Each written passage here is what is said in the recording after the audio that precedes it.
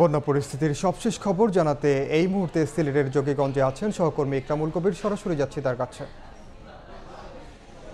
আমি এই মুহূর্তে আছি দেশের উত্তর পূর্ব কর্নারের একেবারে শেষ যেই উপজেলা, সেই যোগীগঞ্জের উপজেলার এখন যোগীগঞ্জ পৌরসভার 1 নম্বর ওয়ার্ডের নরসিংপুরে আছি। এই জায়গায় দেখতে পাচ্ছেন যে বিশাল আকার একটি ভাঙ্গন দিয়ে কুশিয়ারা নদীর পানি তীব্র বেগে জনপদে প্রবেশ করছে এবং এই ভাঙ্গনটি কিন্তু প্রথমবারই নয়। এই ভাঙ্গনটি ধীরে ধীরে ভেঙেছে। প্রথম কিছুটা ভেঙেছে গত মে মাসের 27 তারিখে যে পানি উঠেছিল, কুশিয়ারা নদীর পানি বাড়ার সময় কিছুটা ভেঙেছিল। তারপরে ঈদের সময়, ঈদের দিন অর্থাৎ 17 জুন যে বৃষ্টি হয়েছিল বা উজানের ঢল নেমেছিল তখন কিছুটা ভেঙেছিল।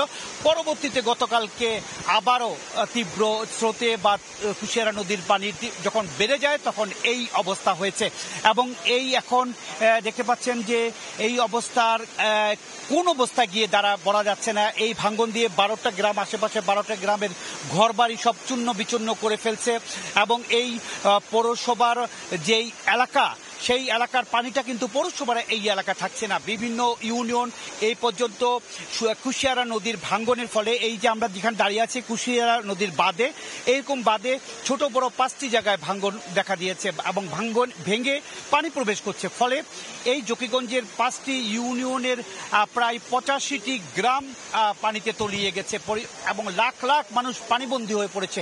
শুধুমাত্র এই পানিটি যে যোগীগঞ্জে থাকছে তা নয়, এই পানি যাচ্ছে পার্শ্ববর্তী উপজেলা বিয়ানীবাজার, পার্শ্ববর্তী উপজেলা কানাইঘাট, গোলাপগঞ্জ সহ এই একটা বৃহত্তর এলাকায় কিন্তু এই পানিগুলো গিয়ে, এই 5টি ভাঙ্গন দিয়ে পানিগুলো গিয়ে একটি বড় একটি বন্যার আশঙ্কা দেখা দিয়েছে। ইতিমধ্যে আমরা দেখেছি দুবার এই যোগীগঞ্জ, কানাইঘাট, জৈন্তাপুর, গোয়েনঘাট, কোম্পানিগঞ্জ, সীমান্তবর্তী 5টা উপজেলা সহ সিলেটের 13টি উপজেলা মানুষ পানিবন্দী হয়ে পড়েছে। এই মুহূর্তে যোগীগঞ্জে 156 সেন্টিমিটার উপর দিয়ে প্রবাহিত হচ্ছে কুশিয়ারা নদী এবং এই পানি কমার কোনো লক্ষণই দেখছি না। যদিও সিলেটে বৃষ্টিপাত কমে গিয়েছে, উজানের চেরাপুঞ্জিতে, ভারতের চেরাপুঞ্জিতেও বৃষ্টিপাত কমে গিয়েছে, তারপরেও আসামে যে বৃষ্টিগুলো হচ্ছে, আসামে যে বন্যা হচ্ছে, সেই আসামের বন্যার পানিটা কিন্তু এই কুশিয়ারা নদী দিয়ে সরাসরি প্রবেশ করছে।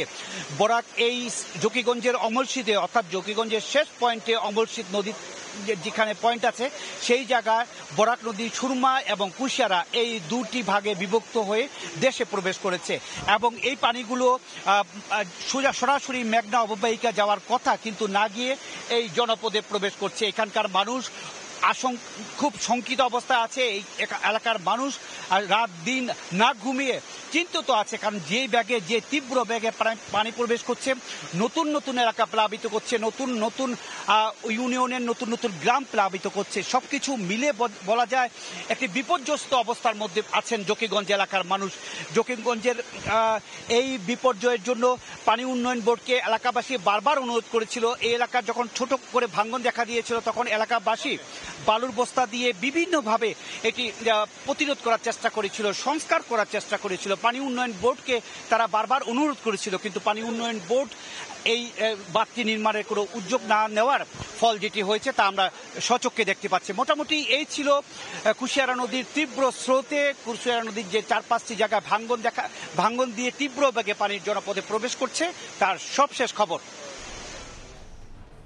সরাসরি যুক্ত ছিলাম সিলেটের যোগীগঞ্জে।